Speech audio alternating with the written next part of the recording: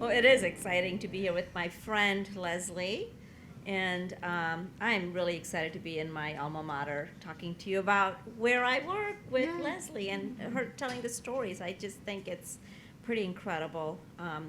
First of all, I just wanted to know how many people know or understand the word Imagineering and how that came about. That's actually great because, you know, I grew up in New Orleans. I wasn't born here, but this is definitely a city that I feel like nurtures my imagination to go work for a company where there's such a word as Imagineering, where you are regarded. It's really as being able to do the impossible, right? That's part of what we love. And Leslie telling this story is really quite an important American story, not just a Disney story of what we are doing. And so, you know, Imagineering is really the creative engine that actually doesn't just design, but also leads the construction of parks, resorts, cruise ships all over the world. And that is a pretty amazing group of people that she's telling the story of.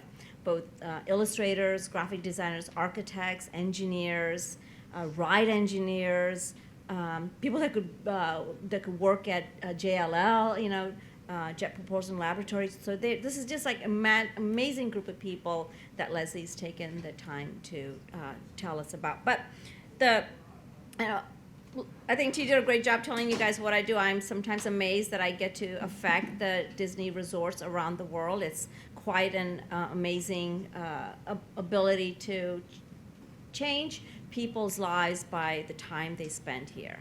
But what's amazing is Leslie and her story and her family's story is really about the origins of Disney itself. They are part of that origin story, and I think that I couldn't think of one better person to tell this story than you, Leslie, because your family has been part of, and you part of what Disney is today. And I'm excited to be on the stage with her. So I just wanted to start with the first question. I just wanted you to talk a little bit about your family's background. It's pretty impressive, and it does start with the origins of Disney itself. And I think it'd be important for you to share that specifically for us. Sure. First of all, thank you all for being here and not over at the James Carville talk. Yes. Big sacrifice, I'm sure. Well, I've had the great honor to tell this story. It was a 7-year journey for me, and it all sort of, well, I'll first kind of have to give you a little backstory. I brought a keynote because I've been doing book talks and stuff, so I kind of distilled it down. But my company, based in Santa Monica and now New Orleans, we do what, you know, documentaries like T was sharing with you, all different types, from environmental to social impact to entertainment-based stories. I've traveled around the world to all 7 continents. These are some of the projects that we have done. We've, you know, League of Legends was a big gaming doc. Selling Lies, Ella Brennan was what an honor to tell that story. And Citizen Hearst about the media company, 125 years of the Hearst Company. So I've interviewed journalists around the world, and that was what really got me into the world of journalism and fake news and everything. So my background is basically, I grew up behind the scenes at Disney. My grandfather was of Iwerks, who was the original designer and creator of Mickey Mouse. And I'll go into him in a second. But we're Iwerks for a reason. Iwerks in Dutch and German means actually work hard, which is a curse and a good thing. But we're also very optically driven. My grandfather and father were very much into camera systems and technology and taking photos all the time and everything. So my grandfather and my dad with the Circle Vision camera, myself with the camera shooting for Imagineering. There is a window on Main Street in Walt Disney World, Iwerks and Iwerks, stereoscopic cameras of Iwerks and Don Iwerks. So next time you go to Walt Disney World, go down Main Street and look for it. So this was Walt Disney and my grandfather when they started in Kansas City, Missouri, back in 1918. And they started working on early animated films together. And their first original business partnership was Iwerks Disney. It lasted a month. They then went and worked for another studio, got their chops in animation, ultimately created the Alice in Cartoonland series, which was live action and animation combination, and then went and created Oswald the Lucky Rabbit. Or actually, Walt went to California continued with Alice, then went to created Oswald the Lucky Rabbit, brought my grandfather out, and said, we need to really enhance Oswald, ultimately leading to Mickey Mouse. It's a long story, but he ultimately needed a new character, and Ub came up with 5 different designs, and one of them was a mouse, and Walt picked the mouse, and he gave her a girlfriend named Minnie, which Walt's wife named. And so this was my grandfather drawing Plain Crazy, the original Mickey Mouse cartoon. So he continued with Disney until 1930. He left for 10 years, and he came back. And he ended up abandoning animation altogether. He became a technical genius. He was an Oscar winner. He devised and designed camera systems that were not only for animation, that actually saved the animation department at Disney by creating the animation Xerox process, but also created the 360-degree screen that they used in the parks. He developed the optical printer, which allowed for live-action animation combinations for Mary Poppins, and ultimately Hitchcock, The Birds, was all his work. So he became this optical genius, photochemicals, things like that. He was Walt's right-hand guy. And my dad followed in his footsteps and worked in the machine shop, ultimately overseeing all the camera systems for all the parks and all the movies at the studio. So they both won. My dad won a Lifetime Achievement Oscar. My grandfather won for Mary Poppins for the optical traveling map process. So no pressure on me to try to get an Oscar. But they both became Disney legends, and so this is my dad today, 93 years old, still working in his 4-car garage designing camera systems and equipment with his lathe and his mill, and still coding. So don't ask me how he does it, but he's amazing.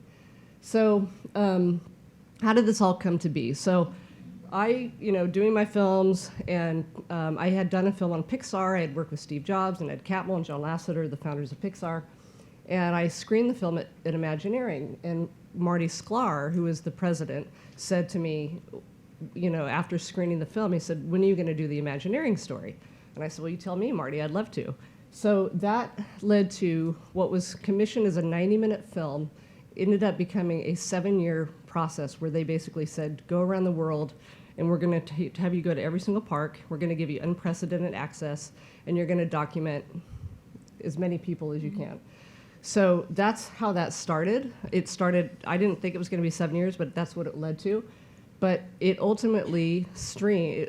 What I didn't know was where it was going to air. So a 6-hour show I went from 90 to 6 hours, and no one really knew it. We just said, we have so much material, it's going to be better as a 6-hour. And then we finally presented it, and they were going, what?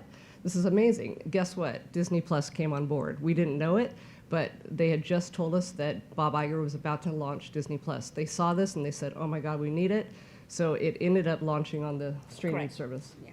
And that was in 2019, right, the Disney Plus, and it really ends up being one of the most popular shows and one of the most important shows that launches Disney Plus. But what was really great about that is that you really took people behind the scenes, and that was really important. There's a group of people that really, this is their heart and soul of working at Disney, of bringing the magic to life, and Disney, and having Leslie do that to show that was really important. So when you were looking at some of that, and when you were getting the access, which you obviously knew from the time you were a child, as you were watching your grandparents and your father be part of it, what were like some of the things that really made you go even in more awe? Because every time I watch that documentary, I'm just in awe with what these group of people do.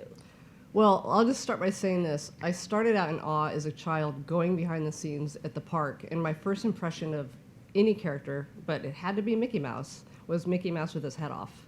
And so that was my first impression. Sorry, Bob, I know nobody at Imagineering wants me to ever say that, but it was true. It was like, I was scarred as a kid from that experience, but I was always going behind the scenes at the park. So to me, this many years later, I want to show the teaser trailer for the series in case anyone hasn't seen it. You get at least a glimpse of what has informed this book.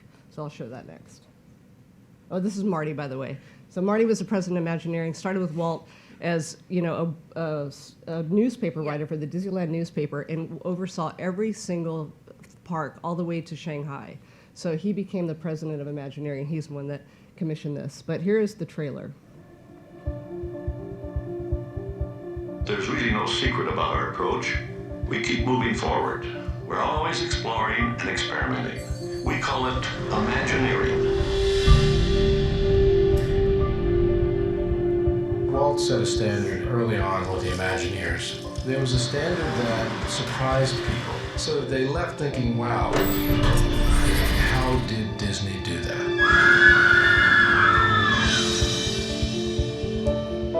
This is a dream that started in Anaheim that's traveled the world. We've come a long way through the years, haven't we? Unbelievable. There's such a pride in being able to create a place that brings that much happiness to people. Anytime you take people behind the scenes, you see the imperfections, the trial and error, or the experimentation. Behind all of these curtains are different projects going on. This is the cutting edge of the technology of Imagineering. I've heard about it. Is it true? There is this underground city, and I wonder what's down there. I don't know if you've ever walked through the hallways of a Star Destroyer before. Oh, we're in the inner sanctum of the Disneyland Matterhorn. Nobody ever gets the chance to see us, only a special few.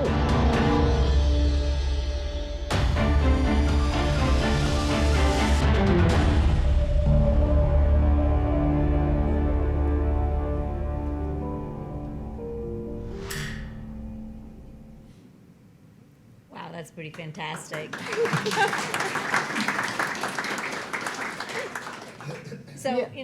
So this is basically, to answer your question, how we start a show like this.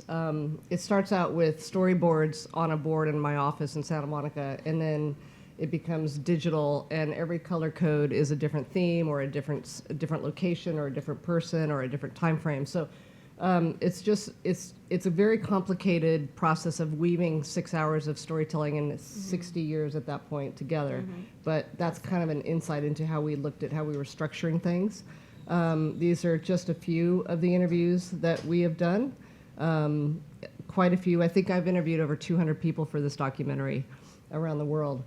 So you were asking about just, some of the things that were fun the behind to the do. scenes, So going into all these different attractions and having unprecedented access, from going into the Pirates of the Caribbean at 3 a.m. with Marty Sklar and walking around and talking about animatronics and this legacy ride, to literally, how many of you heard the myth that there was actually a basketball court in the Matterhorn? So They wanted to kill me after we filmed up there. I guess PR didn't know we were going to do it. And but Bob Gurr, who was original designer of the Matterhorn, and he's now like 90 years old. And my grandfather actually gave him his first job at Disney. And he went on to invent the monorail, or design the monorail, the Autopia cars, the Matterhorn, and many other things. Anyway, so we shot some hoops up in the basketball court up there. So that was really fun. And then, just with Kim Irvine, who's a legacy family. Her mother and father both worked at Disney. Now her daughter works at Disney. This is us just talking behind the scenes. It's a small world. So, all these attractions are just so fascinating to see, because we all see them as a ride, but to now see the lights on and actually walk around and kind of see how things were actually done has been very fascinating. And these animatronic figures are still there from the original ride, right? A lot of these things don't end up getting changed. Well, what's interesting is that you ultimately still write a book. That documentary is quite important, right, in the visual, but obviously it couldn't transmit everything you had, so you ended up with a 750-page book. What led you to want to continue that story, to give more in-depth into it? Well, I think that when you look at like all these images and all this skim through, this is Tony Baxter. There's so many stories that we left on the cutting room floor. Tony Baxter was the creator of Splash, designers, involved with Splash Mountain, right. what else? Big Thunder, thank you. I was trying to think of that. You know, Star Tours, and so he's done so much for the parks, and you know, Jane Goodall working with Animal Kingdom and being a supporter of how they're treating animals. There's so many different storylines, and this is Shanghai. 6 trips to Shanghai, from the wettest days to the hottest day of the year coldest. ever. You know, you just got back from. I just got back a week ago.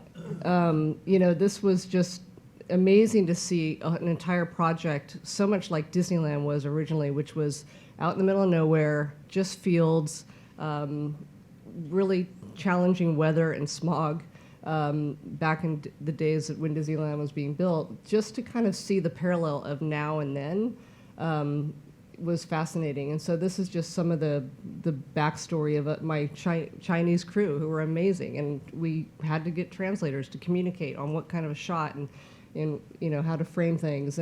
But ultimately, when you ask about what's on the cutting room floor and what composes the book, it's really about the DNA of Disney. And the DNA of Disney is about these originally hand-picked Imagineers, artists, craftsmen, writers, musicians, who were instrumental in coming up with a design and a theme, basically taking a 2D idea and making it 3D, right? Correct. So it was all based on Disney doing animation, but ultimately Walt wanted to make his storylines 3-dimensional.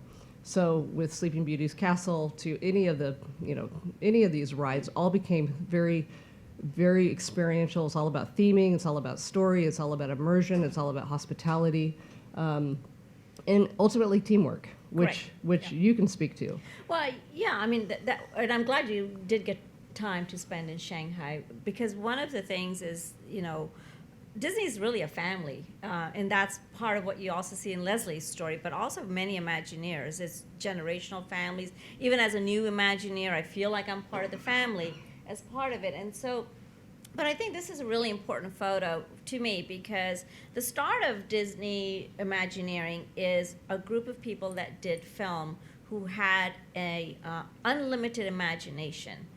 Sometimes okay to do in film, or easier to do in film, but then to bring it to real life. What is that like? And I think, Leslie, with your book, you're really sharing those secrets, that ability to talk about the impossible that that we're all making possible. So what was that like, being around the modern day Imagineers? You've seen the history of, you've obviously have access to the original Imagineers, to the modern day Imagineers. Do you see in that timeline that same ability to just foster Walt's ideals?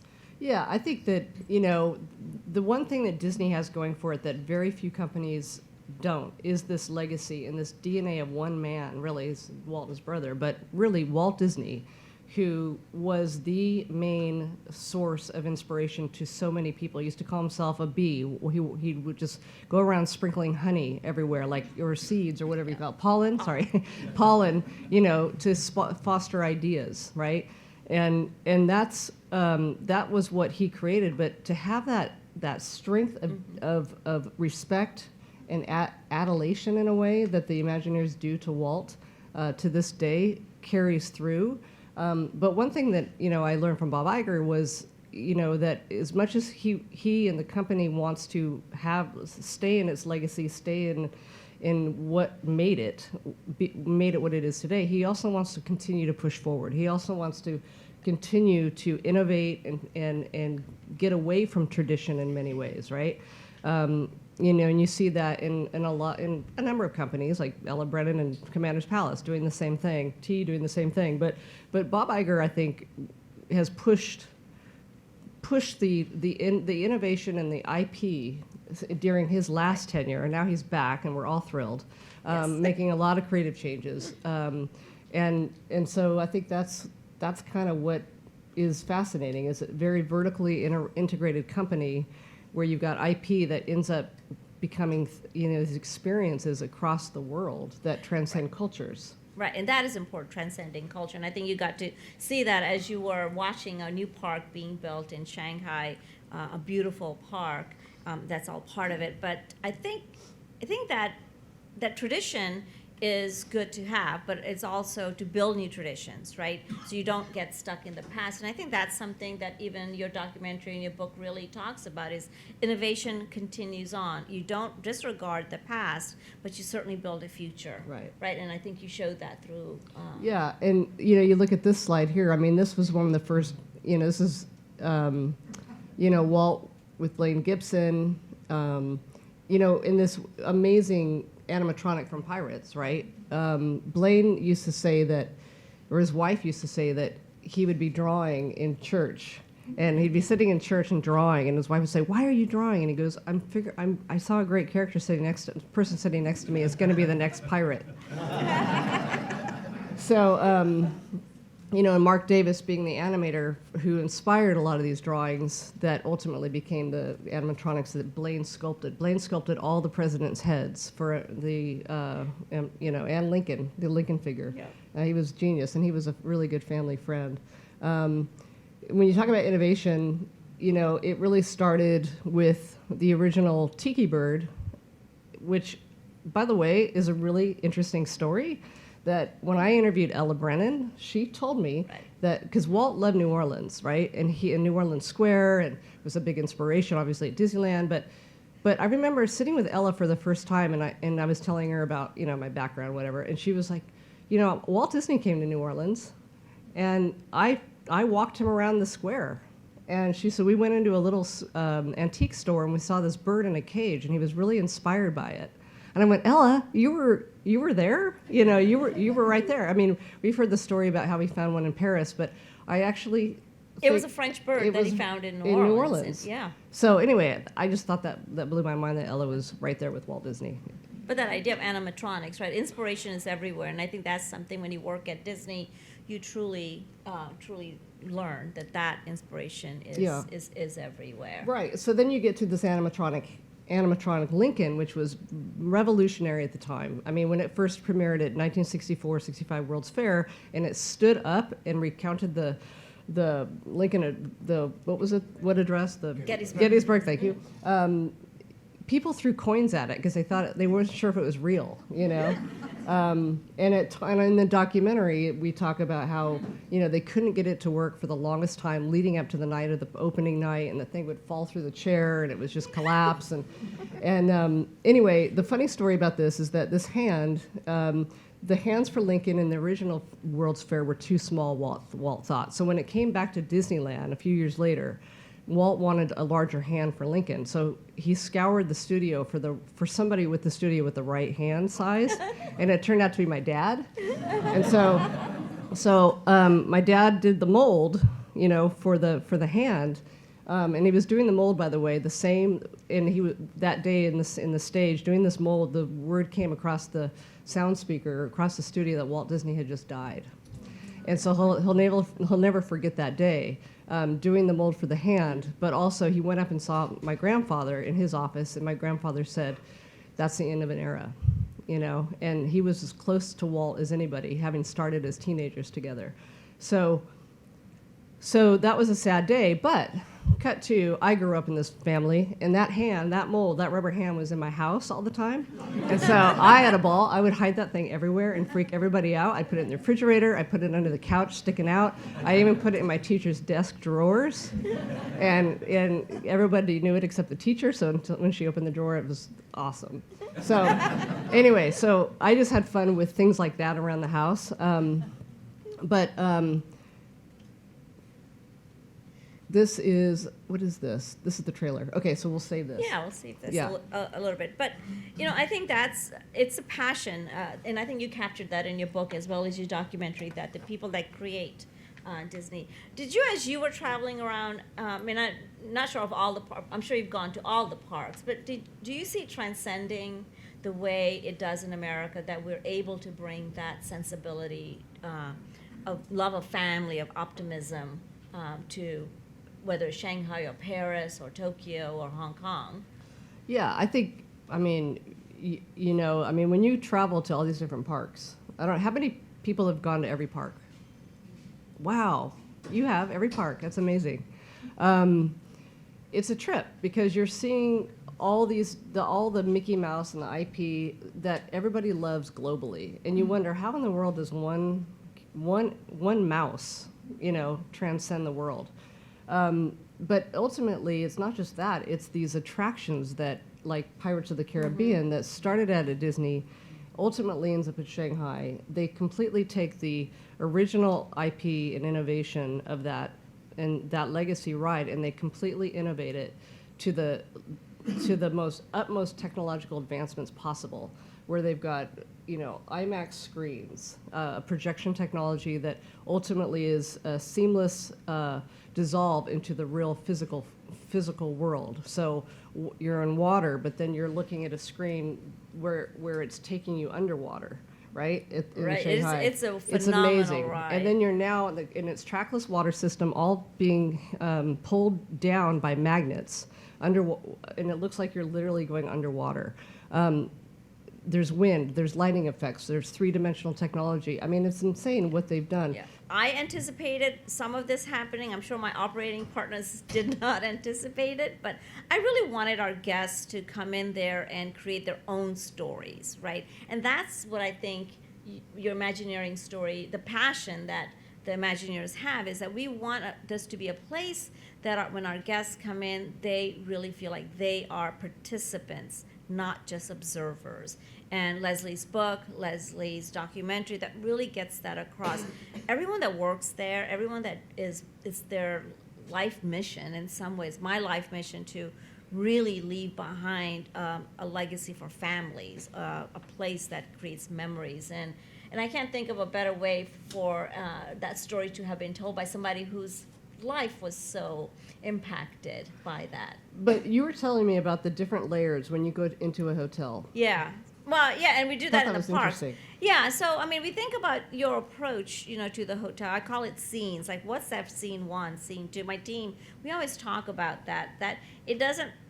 And that begins the minute you make that turn into that property. Imagine if you've gone to and stayed at any of the Disney hotels. By the time you get to the porte cochere, we've already taken you through a journey. Those scenes, that immersion begins there. When you open the car door, that music that's playing, that first bit of excitement that we build, just watching a child with that anticipation as they're going up to that hotel. We don't want that anticipation to fade, when they get out of the car. So it's building up that cinematic approach to coming to our hotels. That's why, back in the Disney decade, when so many of the hotels were being built, they weren't interested in just building generic places where the early Imagineers that you just went to sleep. It was part of your adventure. And I think that's what my team and myself, we want to do this actually around the world, right? We want a guest in Shanghai to have the same feeling, or Tokyo, as our guest does when they go to the Grand Cal in LA or to the Polynesian in Orlando. That very Disney differentiator is what I would say on there. Yeah. So, but I would really say to you guys, please, if you haven't looked at that documentary, to please look at it, because it's Americana. It's about what makes the American spirit, the idea of ingenuity, the idea of creativity. And that's what Leslie's book and documentary really gets across, is at the heart of the Disney story is an American story. Yeah, and now Disney Imagineering has turned 70 years old. So they asked me to create a sizzle reel for the 70th, and I'll show that to you all. But I think that, at the end of the day, this is an amazing company that, when you look at the history of many major corporations, that lineage and that legacy and the business drive and all the themes that continue and permeate through the generation, through the decades, is still there. And you'll see this in this trailer. So here we go.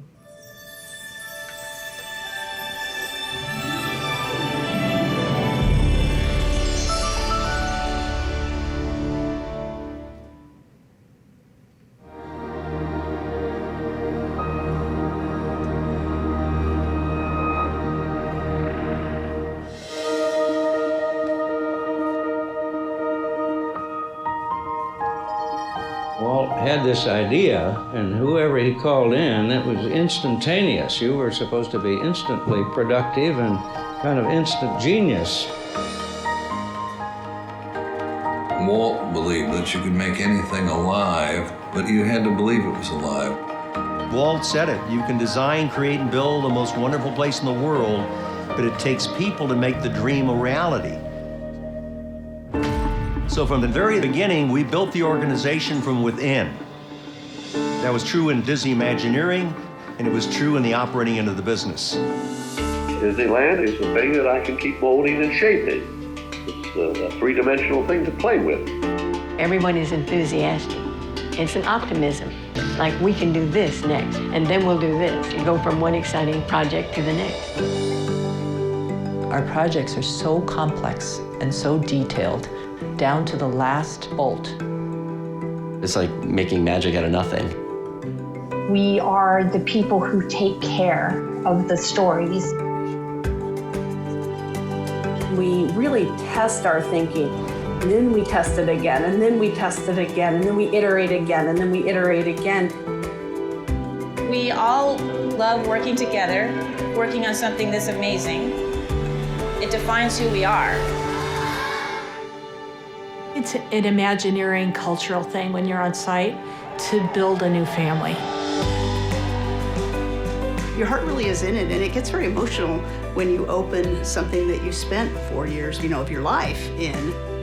The experience that people have when they go to a park where there's truly a belief that we're the only ones that can do this is a very, very big deal. It's vital to who we are as a company. We create three-dimensional stories that people experience, that have emotion and have time and space and tug at you and draw you. And that's totally Walt.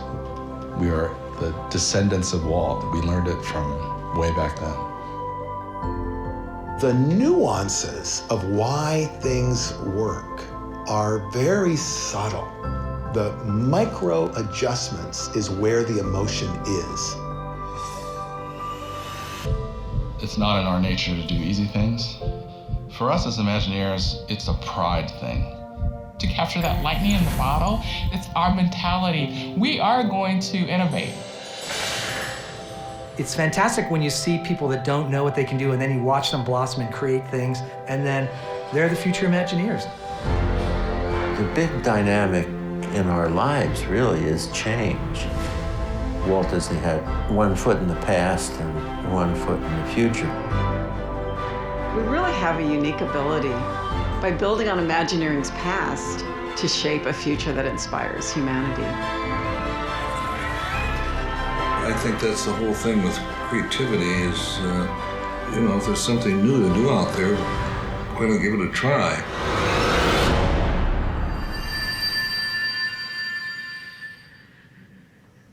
What an amazing company to work for.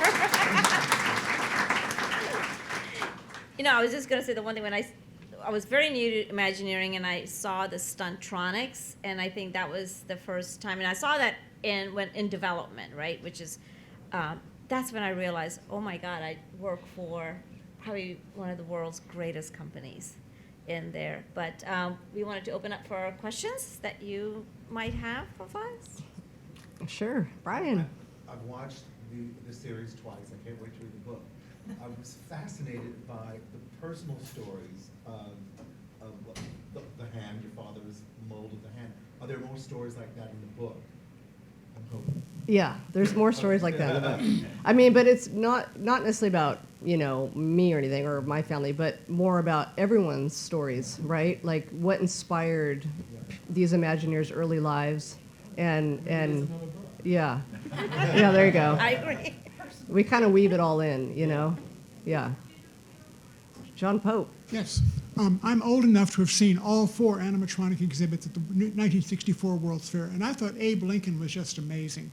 But you got so far beyond that, there must be a lot of pressure to innovate. How do you keep from going nuts? How do you keep from going nuts? Under all the pressure of just being first and being out there. Well, we'll both answer this one. I can just say that so much of what they do is about R&D, right? They have a whole big R&D, research and development division that is working 10 years out, sometimes 15 years out. They are literally working on technology that they can see will inspire a ride down the road, or they'll be solving something that they need to solve for the present day. But what I learned is that cell phone technology, the cell phone itself, is the biggest competitor to a Disney park, because all these kids are walking around doing this, doing this in line. They're not experiencing what these Imagineers design and build with the handcrafted mountains and the level of detail that goes in everything. So what they're trying to do now is create apps, create interactive experiences that utilizes the cell phone that will ultimately get you to go from here to here and get you involved in the actual park in a way that people were before, but not now. So now it's using the technology to help. And they're doing that in Star Wars Galaxy's Edge a lot, where you can literally take your phone up to a certain area and scan it, and it will give you information, or it'll, I'll tell additional story right. as part of it. One of the things that people don't realize how many patents Walt Disney Imagineering owns because of that innovation. And yes, is there pressure? Absolutely, because we don't want to let our guests down, but it's also invigorating. And there's a statement when I first got to Disney. I've spent all my life here and I still love living here. But I remember saying, making the impossible possible.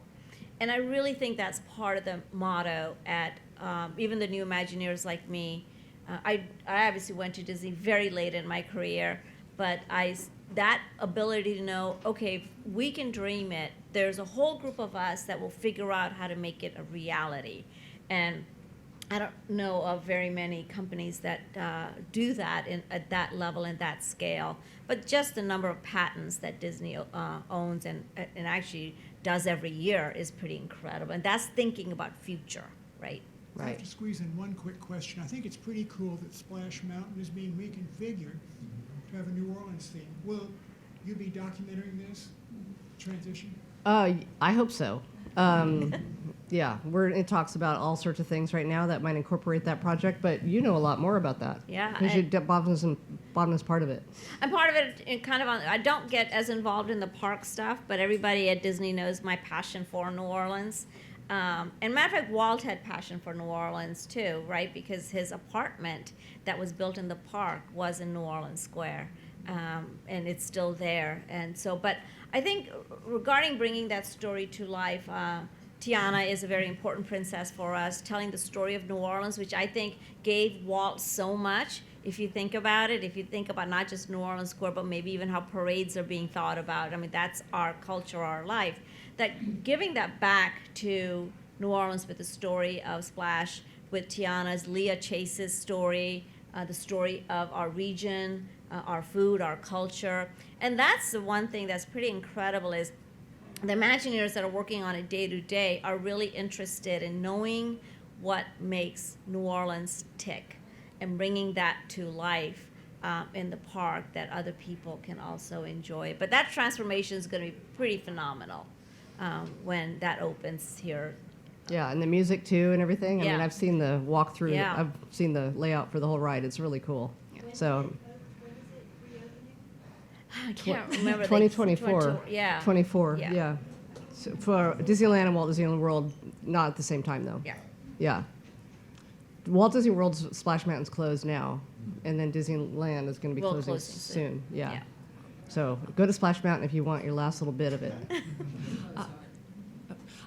Thank you. Oh, sorry. Yeah. Thank you so much. I've seen the documentary. It's amazing. I'm from California originally and grew up at Disney. My mom grew up at Disney in Anaheim. And one of the things that strikes me going now, growing up going there as a kid in the 80s and 90s, is I know how limited the space was with the park when it was just Disneyland and just kind of the original footprint. And how, even knowing that when I go now, we were there last year, how they've made it feel so expansive with the different lands and a whole nother park, and just like what, since you grew up in that world too, like what that experience, or even some like what you know about kind of how they did that, because it's always striking to me when I go back as an adult. Well, I think, they recently, for Star Wars Galaxy's Edge, went beyond the railroad track, right? Mm-hmm. So they had to get rid of some other lands and then expand beyond into some of the back of house areas. I think they're pushed to the limit at this point at Disneyland. But so much of what they do is try to create perspective through the layers of background. The key to Imagineering in Disneyland is you never want to see the outside of the berm. So they built this huge berm around Disneyland, and they when you look at the original footage, it was huge. All that earth was dug up and around, and then basically they're creating, like when you look at Cars Land, all those mountains are in a perspective that you would never see the telephone wires beyond them. So everything is created so that you feel like you're in this very expansive world. And I think that's just the magic of what Imagineers do, to help that perspective of it. It just feels like it goes on and on and on, but it really doesn't, you know? High fives right there, but yeah. Thank you so much. Sure. Yes. I'm just curious about the change in Reading Creek and how that's going to affect Disney World. Well, that's a good question. That's a good question. Yeah. Without getting too Yeah.